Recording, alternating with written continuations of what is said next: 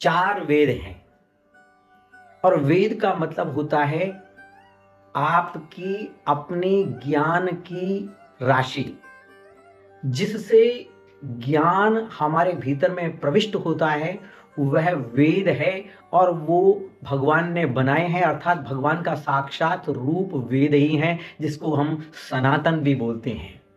ये पृथ्वी के सबसे पहले और लय के बाद में, पहले भी और बाद में भी, यदि कोई अक्षर के रूप में रहता है, यदि कोई ब्रह्म के रूप में रहता है, यदि कोई जानकारी के रूप में, किसी अस्तित्व के रूप में, ब्रह्मांड की अस्तित्व के रूप में यदि कोई प्रामाणिक दस्तावेज है तो वो वेद है।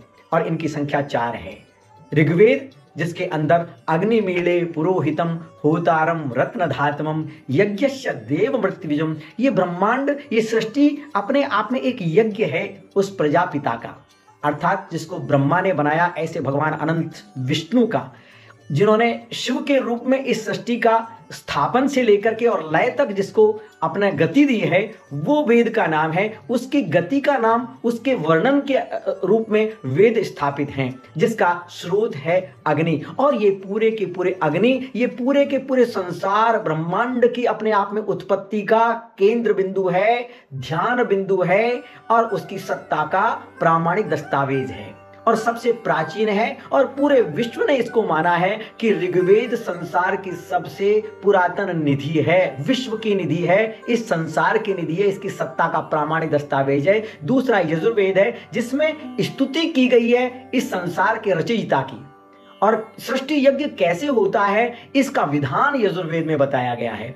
तीसरा वेद है सामवेद, जिसमें हमारा जो गान होता है, हमारा जो स्वर निकलता है, हमारे भीतर की आत्मा की आवाज वो स्वर के रूप में, गीत और संगीत के रूप में निकलती है, वो सामवेद है, जो समस्थापित करता है हमारे हृदयों के गीतों को। सारे गम पध निशा जो संसार का संगीत है उससे संबंधित है सामवेद। और जिसमें आयुर्वेद चिकित्सा, रोगों का निदान, तंत्र और मंत्र की शक्ति के द्वारा इस संसार का भला करना, उसका विकसित स्वरूप देना और ईश्वर की स्तुति के अंदर, इस ब्रह्मांड के अंदर हमको जो बिखरे हुए तत्व हैं उनको किस तरह से स्थापित करना, जैसे बिखरी हुई माला को किस तरह से स्थापित करते हैं, ऐसे जीवन सूत्रों को आयुर्वेद के रूप में, धनुर्वेद के रूप में, ये हमारा अथर्ववेद ये हमको प्रस्तुत करता है।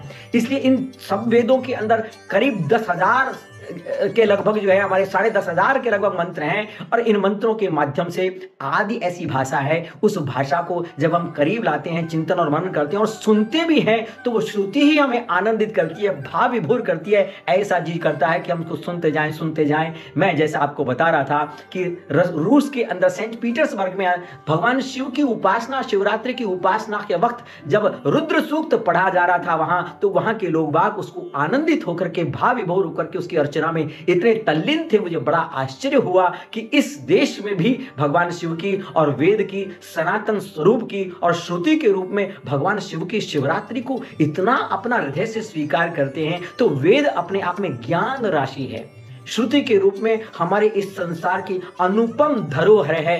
ये सनातन निधि है। सनक, सनंदन, सनातन, सनत कुमार इत्यादि से चल करके आई और भगवान वेदव्यास ने इसको पुराणों के रूप में विस्तार किया। तो वाल्मीकि ने अपने आप में जाकर के त्रेता के अंदर अपने रामायण के रूप में इसका विस्तार किया। ये वेद के ही प्रचेता रूप होकर के और इस संसार के अंदर हमारे अवतारों के रूप में प्रतिष्ठित हुए, जिनका कथन, जिनकी कथाएं पुराणों के माध्यम से उनका निचोड़ आज सरलतम रूप में हमारे सामने पुराण के रूप में, उपनिषदों के रूप में हमारे समक्ष है। ये वेद की राशि है।